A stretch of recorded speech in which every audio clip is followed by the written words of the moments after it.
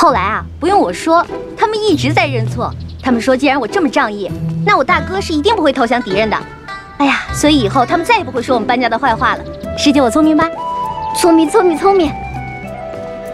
你呀，不但把那些脂粉商人安抚好了，而且你呀，还帮了外来商贩好大的忙，这就叫做一举两得，一箭双雕。不过那个宝书，董大将军怎么肯写啊？他当然得写了，不写也得写。谁让寇兰芝是他没过门的老婆呢？不过以后啊，我们做事还是得小心一点。虽然邓大将军已经警告过他，可是既然他能做出找人上门闹事的事，以后难免他也……放心吧，虽然他在暗，我在明，但是这件事既然戳破了，我搬书也不是好惹。杨女仆晚安。怎么回事啊？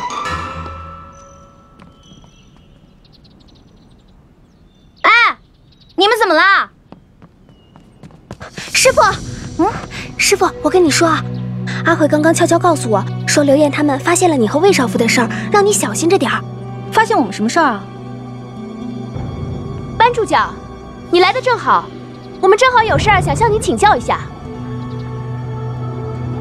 师姐，你先回避一下，这件事情，我想自己处理。快走。好，我知道了。可是你一定要小心，他们拿魏少妇当梦中情人，你不要惹他们。行了，我明白的。我一个当老师的，难道怕学生不成？哼！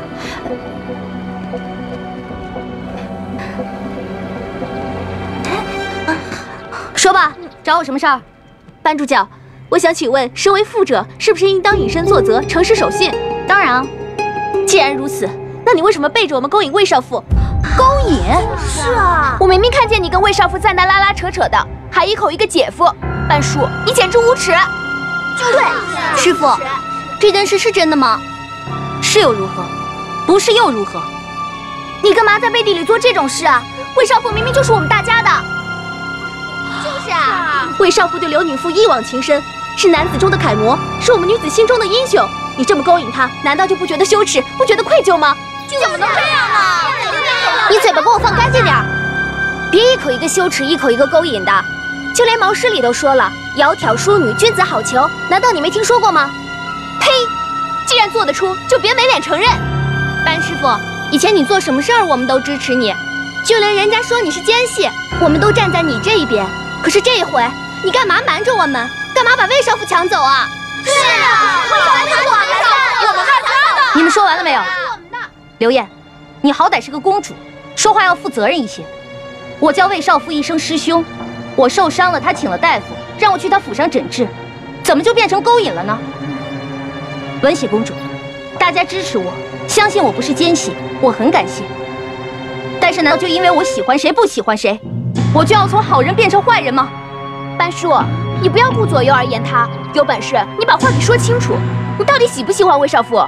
对啊，说清楚才行。要是说不清楚，从现在起我们就一起罢课，然后把事儿闹到太后娘娘那儿去。我就不信了，她要是知道你和红香院的妓女混在一起，还会把你留在内学堂吗？对啊，把她说清楚。你们这是干什么呀？我们大家都发过誓的，说好这件事绝对不会说出去。刘燕，我看你这么着急上火的，该不会是暗恋魏少妇，现在嫉妒了吧？胡说！我是为大家好，也是为了魏少妇好。魏少妇为刘女妇守义，那是美德，怎么能随随便便就让人给败坏了呢？好了，别绕远了。班助教，你口口声声说只拿魏少妇当姐夫，那你敢不敢发誓，如果你对魏少妇有半点心思的话，就天打雷劈，不得好死？你们有什么资格让我发誓？看，他心虚了，我说的没错吧？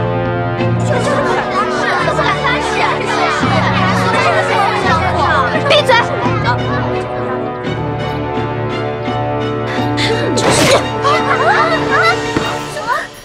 我做什么事，用不着跟你们解释。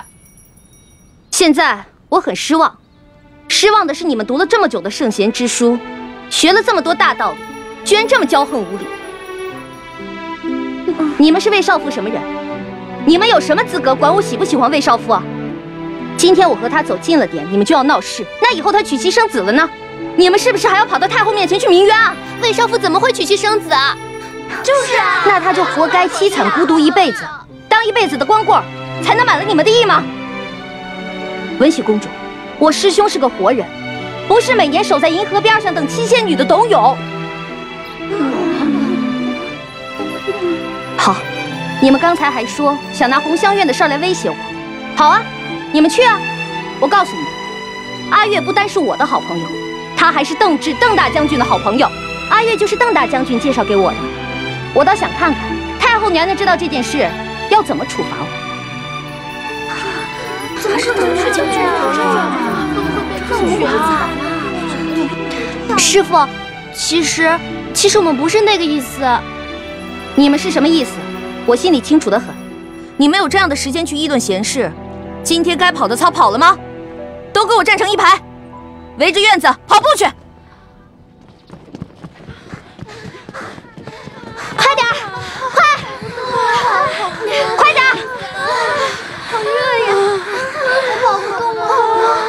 跟上，那边的，要不然小心我的鞭子啊！樊叔，你又在搞什么鬼？停下！叫他们都停下！跑快点，跟上！女父，快救救我们！不许停！谁要是停了或者想装病，我就马上把他的名字记下来，然后告诉全京城的人，谁是个病秧子，连跑2步都不行。我看到时候啊，谁还敢娶她？这，快跑！不然到时候嫁不出去了。跑，樊叔，接着跑！我说的话你到底听到了没有？没听到。寇女妇，我是奉太后娘娘的旨意管理内学堂内务，让学生们跑跑跳跳也是为他们好。既然这里没有你的事儿，你就哪儿凉快哪儿待着去。你怎么能对我们家姑娘无礼？无礼又怎么了？碧玉姑娘，前2天我在大牢里见过一个人，听说是你们家以前的随从，好像跟你熟得很呢。接着跑，还有1圈。他不会是知道什么了吧？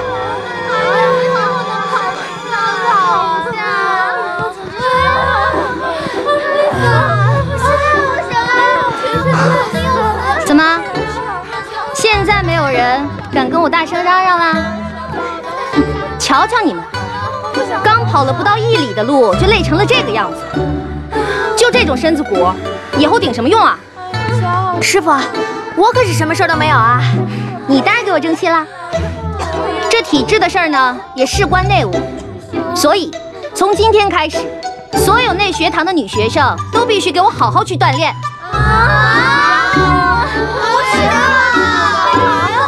不让你们多跑跑，你们那些动不动指手画脚、爱管闲事的臭毛病是永远改不了的。多吃点苦，多流点汗，也能让你们知道，这天上的星星月亮不是都围着你们这帮大小姐转的。好了，都站起来吧，去那边给我扎把步去。不要吧，快点儿！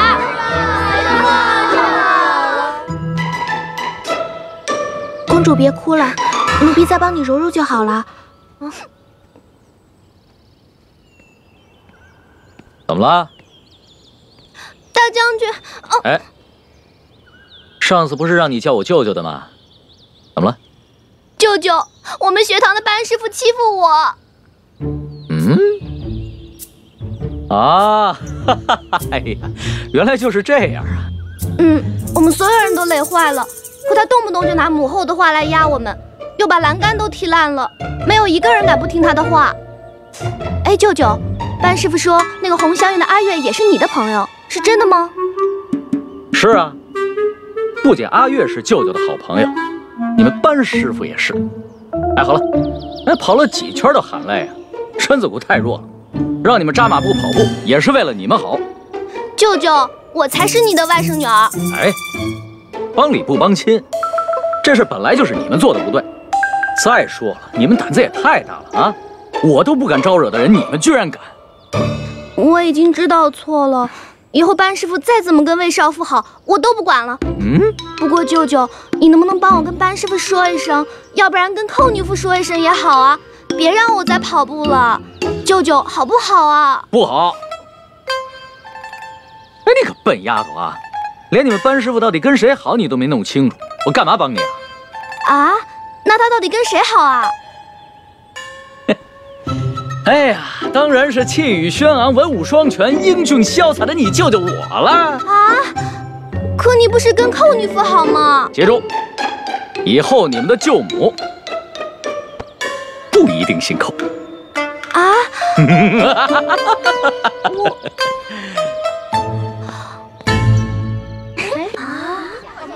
真的，我舅舅就是这么跟我说的。啊，对，我记起来了。前阵子邓大将军不是在满城贴了画像，要找一个女子。我瞧过那个画像，跟班师傅长得真像。阿玲，你跟班师傅那么好，邓大将军要找的人是不是就是他呀？阿玲，你快说嘛！你快说呀！快说吧，是不是他呀？说嘛！快说呀！啊，真的是呀！难道咱们真的冤枉班师傅了？怪不得他那天发那么大的脾气呢。他和邓将军好就没有错了吗？寇女夫才是未来的将军夫人，他勾引完这个又勾引那个，还不一样是个贱人。话不能这么说，我舅舅不想娶寇女夫也不是1年2年了。他那么风流好色，谁勾引谁还不一定呢。也对，那天班女夫也说了，魏少妇只是他姐夫。我们那天好像真的太过分了。班师傅其实是个好人，真的。你们想想看。你给我闭嘴！待会儿你还要他们跑步？当然了，师姐，我知道你是担心我把事情闹大，可是这回啊，我不但是为了自个儿泄私愤，我还想到了一件大事呢。什么大事？就是学生们体质的事儿啊。我刚刚问了锦书，要了内学堂午餐单子来看，鸡鸭鱼肉样样不缺。可是为什么文喜公主他们还个个长得跟秧鸡草似的，风一吹就倒呢？上回参拜陵园的时候我就想过了，就是因为他们个个养尊处优，所以才会搞得四体不勤。这样下去，他们的身子骨怎么能行呢？以后嫁人了，别说长势了，只怕生个孩子就会丢了半条命。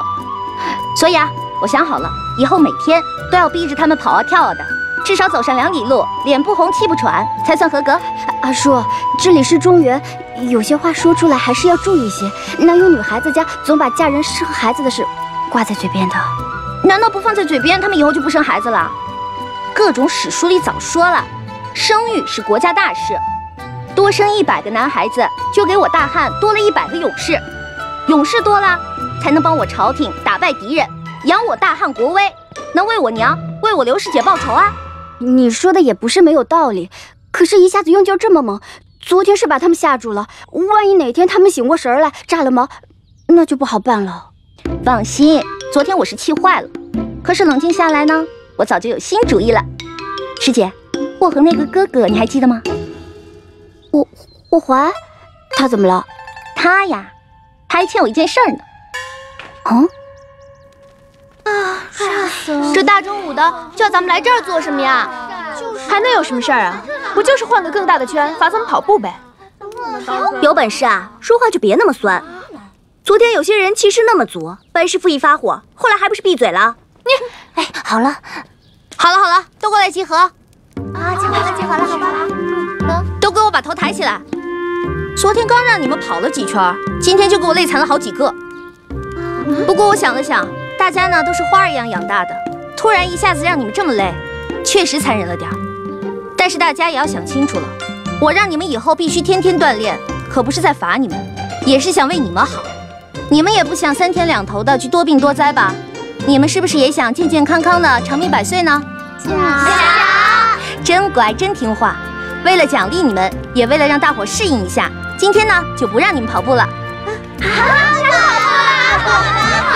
霍大哥，可以出来了。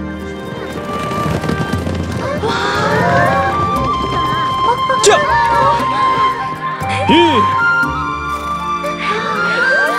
今天呢，让大伙看一场精彩的马球赛，开开眼界，让你们知道身体锻炼好了，你们能玩的东西啊，可比那些赌钱啊、翻花绳的有趣100倍。霍将军，今天咱们就1人1队好不好？一决高下。来吧。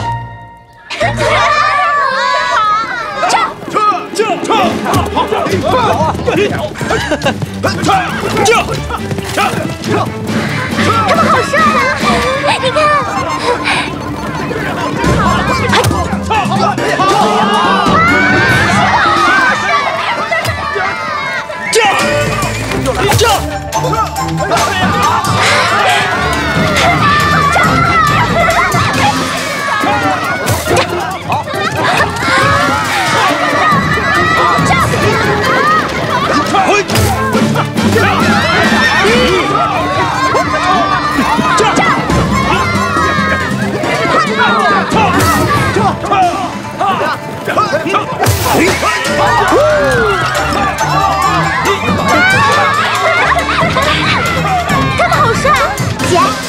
说喜欢你那个周副将，有没有他们这么帅啊？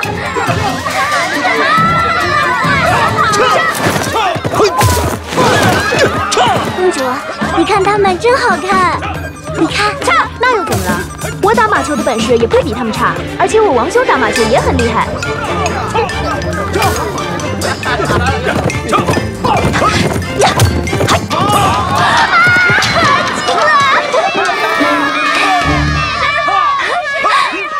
我要是能像师傅一样上场打马球就好了。你们想不想学骑马？想。那还不快点过去？那边马都给你们准备好了。走吧。马可以是骑马了。走。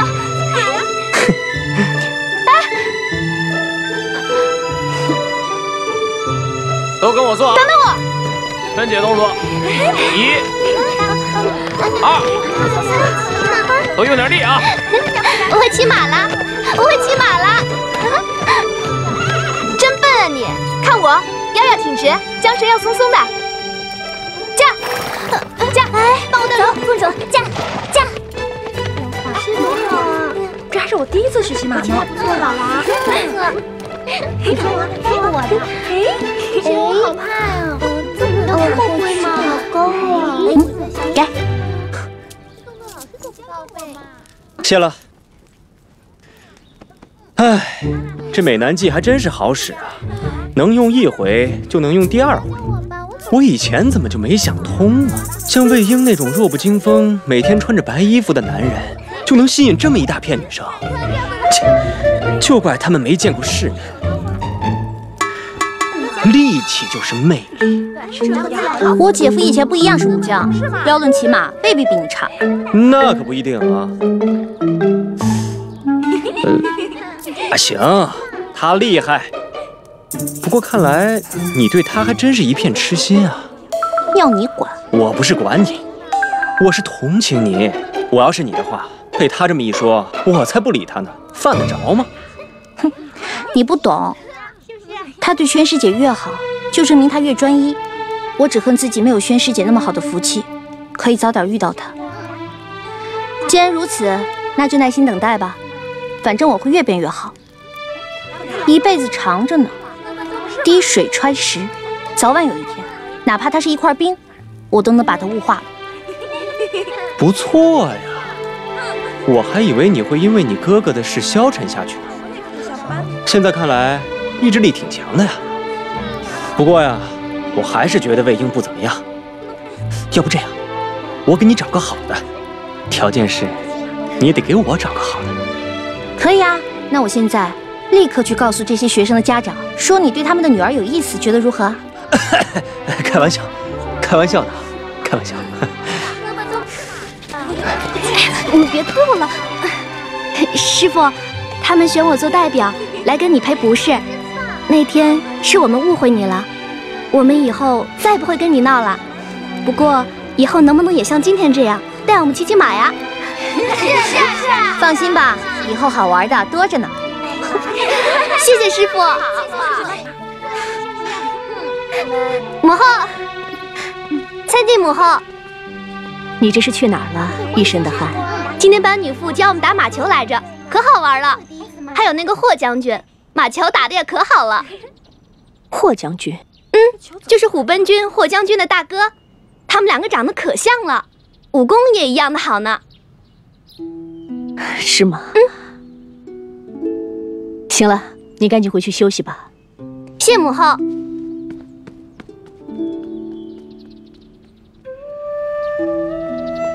阿明啊，你说这个霍将军，难道真的跟霍恒长得那么像吗？奴婢也没有见过，不过既然是兄长，长得有些相似也是有可能的。也不知道霍恒远在西域前线，会不会遇到什么危险？太后，霍将军以前也是跟着大将军征战南北的，要不然也不会年纪轻轻就做了虎贲中郎将啊。而且他武功这么好，是不会有事的。再说了，您昨天不是还看了廷尉府的奏报，说霍将军已经到了西域都护府，现在正在彻查班勇的事呢。太后，您这实在是……实在是什么？关心则乱啊！你是不是觉得我身为当今太后，却这么记挂一个男子，有失体统，不合情理？太后，奴婢跟了您这么多年，您心中的苦，难道奴婢还不知道吗？先帝打登基以来，身子就不好，后头几年就没怎么招幸过嫔妃。您孤单了这么久，想找个人来解解闷儿，这也是情理之中啊。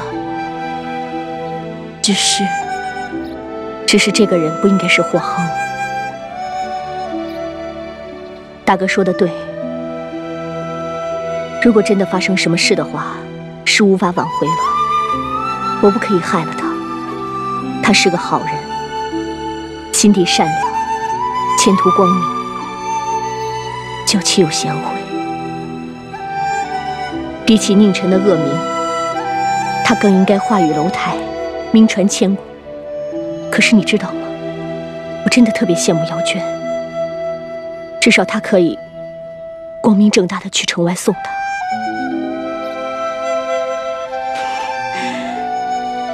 没事，我很快就会忘了他的。走吧。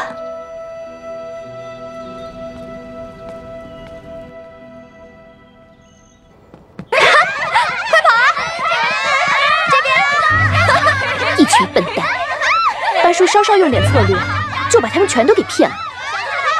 嘘，小声一点，别让别人听见。怕什么？反正他们都知道我不喜欢班叔。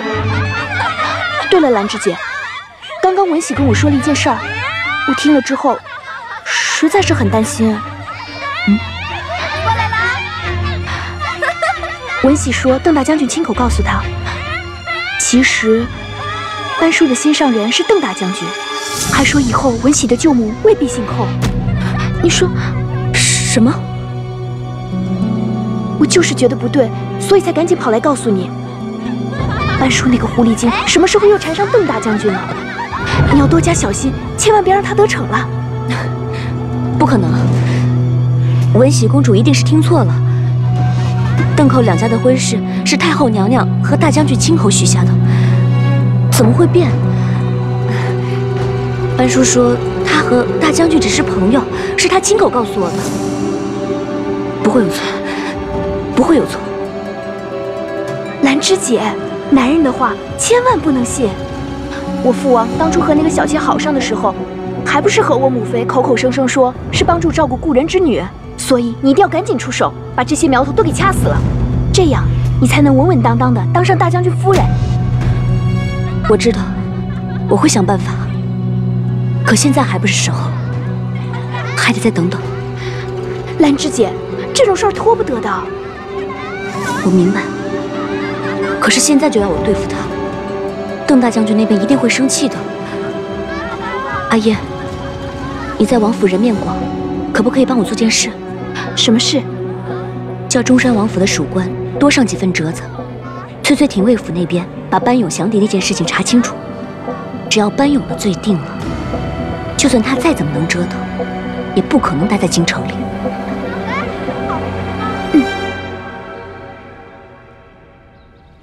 猴子这一笔呢，收笔的时候要松。寇女妇，对不起，对不起，打扰你们了。阿玲，快点儿！来了。女妇，咱们可不可以也像乙班那样，上午读书，下午学踢球、骑马什么的呀？当然不可以，咱们可是甲班，怎么能跟乙班一样不务正业呢？得了吧，上回学骑马，我看你也骑得很开心啊。阿岑说的对，德言容功、琴棋书画，才是你我等女子的修习正道。课余时间，班助教要怎么带你们锻炼，我管不着。可是，我们绝对不能像乙班那样荒废课程、不务正业，更不能近墨者黑，变成只知嬉笑玩闹的野丫头。知道了吗？喂，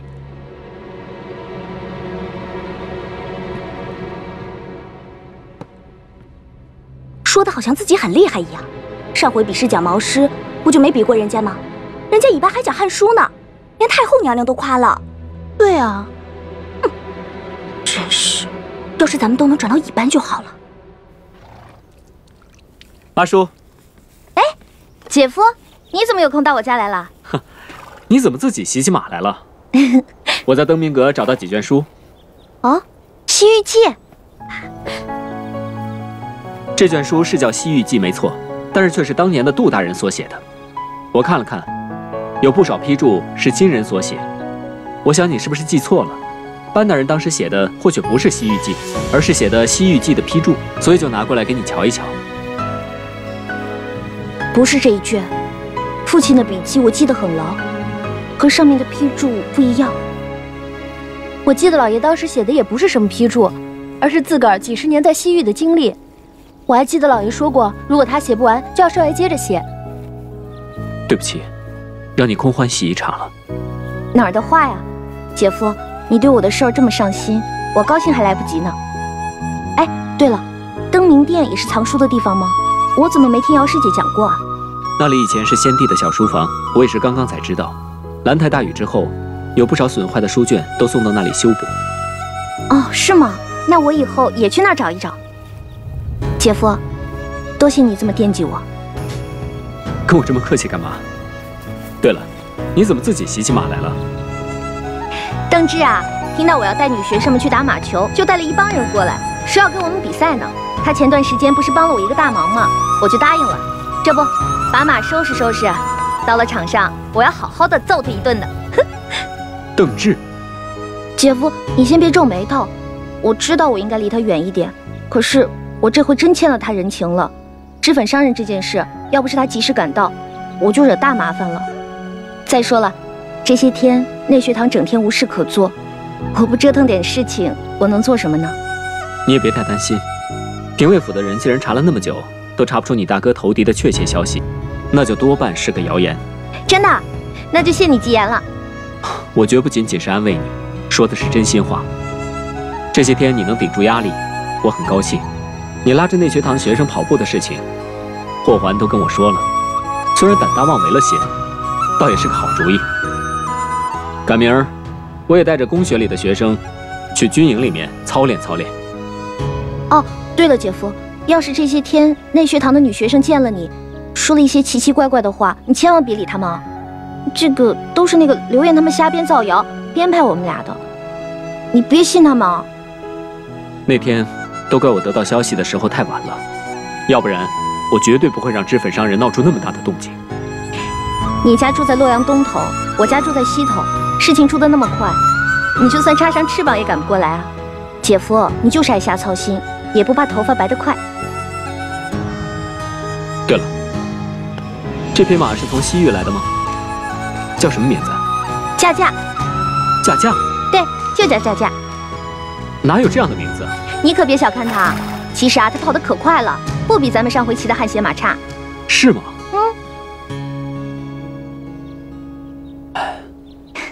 我真想骑着它好好跑一圈。魏大人想骑，尽管骑好了。我们府里的练武场可大了，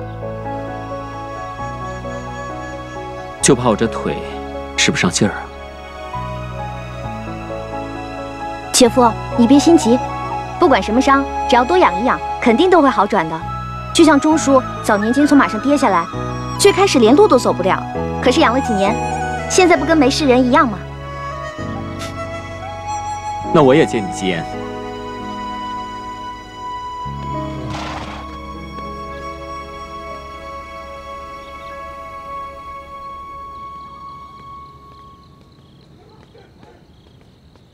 哎，姑娘，怎么还没休息啊？这么晚你在忙什么呀？哦，刚刚帮驾驾加了点草料。那辛苦你了，早点休息吧。哎，姑娘也早点休息啊。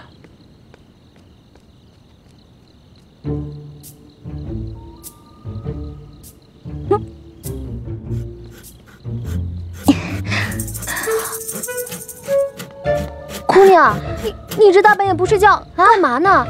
用不用奴婢帮忙啊？不用了，你快休息吧，我自己就行了。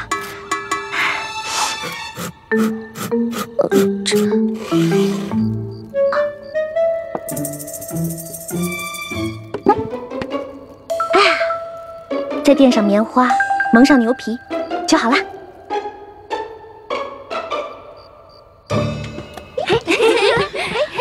这边，孩子好不好啊？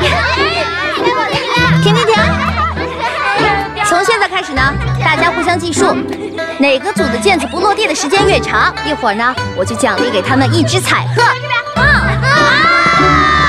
开始吧。师姐，你也去吧。不了，我什么也看不清楚。看不清也要贴，做了那么久书呆子，赶紧活动活动，去吧。去。好，1、2。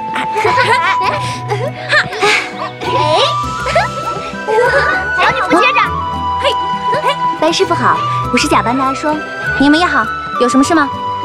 我们来找你是因为，你们是想跟他们一起踢毽子，对不对？没问题，去吧。不是班师傅，我们找你是因为，班师傅，我们2个想转到乙班来。啊？不可以，绝对不可以。内学堂从来就没有过转班的先例。班叔，姚娟，这次的事情，你们2个做的是不是有些过分了？不关姚女夫和班师傅的事，是我们自己想要。我没有教过你们什么叫做尊师重道的。什么时候我说话，你们2个可以插嘴了？寇女夫，你先别着急，今天我带他们2个来，只是想商量一下。不好意思，这件事不仅没得商量，而且到此为止。碧玉，送客。喂，等等，用不着这样强硬吧？不就是转个班吗？人往高处走，水往低处流，天下万物不都是这个样子吗？你这么硬拦着他们，对你有什么好处啊？就是嘛，老是规矩长规矩短的。以前我姐姐在内学堂的时候，都还没有分班这一说呢。行了，你们先出去。喂。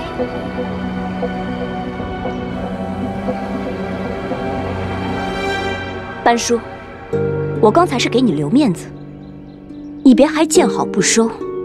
很多事情我已经容忍够了，还请你自尊自重，别看见我什么东西你都要抢。你这话什么意思？行了，别装傻了，我就没见过比你还不知足的人。我们家姑娘越让着你，你就越没趣，天天缠着我们邓大将军不说，还想抢姑娘的学生，折姑娘的面子。碧玉，哦，邓大将军，我明白了，难怪你这么3番5次的害我，原来是因为他呀。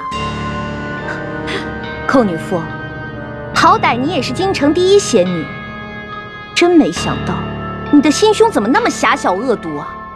班叔，你嘴巴放干净点，你勾引有妇之夫，你才是恶毒。你放心吧，对你们姑娘那位未来郎君，我是一点兴趣都没有。倒是寇女夫，你一会儿觉得我们班价压到你们寇家头上，一会儿又觉得全世界的女人都应该巴着你的邓大将军。哼，你呀，真是无聊透顶了。没错，班寇2家的祖上都是武将功臣，而这2辈呢，我父亲为朝廷镇守西域30年，我大哥到现在生死不明。敢问，你父亲又做了什么？你兄长又做了什么呢？你用不着巧舌如簧。要是你跟邓大将军真的没有私情，他为什么要一次又一次的护着你？原来在你心里，男人和女人在一块儿就是勾搭，没有朋友可做吗？不错，霍豪还3番5次的帮阿叔出头呢。再说了，你以为如果邓志不帮我，就你这几次害我，我会那么容易善罢甘休吗？哼，照我的性子啊，我早拿鞭子把你抽死了。你花言巧语有什么用啊？总之，公归公，私归私。你要怎么折腾学生跑步、游戏，我管不着。可是，我不能任由你把手伸到我们甲班来。什么叫把手伸到你甲班来？这么大一个内学堂，难道就是你寇兰芝的一言堂吗？你真的为学生们考虑过吗？他们2个天性活泼，本来和我们乙班的气氛就很和，想要转班过来有何不可？你这么斩钉截铁的拒绝是什么意思啊？是不是因为他们两个转班过来，你脸上就没有面子了？班叔，你一个助教，可不可以不要擅自揣测上峰用心？寇女夫，我也觉得，以你之前的所作所为来看，你的用心实在是有些自私。班叔，姚娟，这些日子我一而再再而三的容忍你们，已经足够了。我告诉你，只要有我寇兰芝在的一天，就别在内学堂提起转班两个字，别拿那些没了影的事来威胁我。你要是有证据，尽管去告官好了。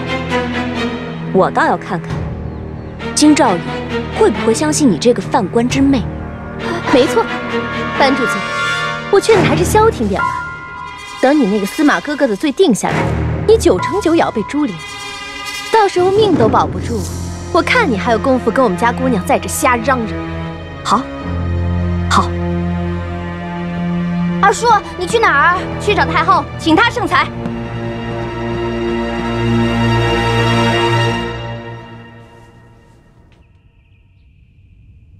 寇女夫，说说你为什么不赞成转班的事？禀太后，当初内学堂正是因为学生良莠不齐，无奈才做了分班之举。甲班学生在微臣的管理下，虽然不说是个个出类拔萃，但德言容功却一定堪为我朝表率。如今他们两个只是羡慕乙班不怎么上课，贪玩罢了。常言道，由俭入奢易。因为内学堂的副者不应该只顾着自己的一些虚名，而耽误了学生们的成才。空口说的自然轻巧，甲乙两班的差距，太后心中自然清楚。你的意思是说，只要转班，他们就能成才吗？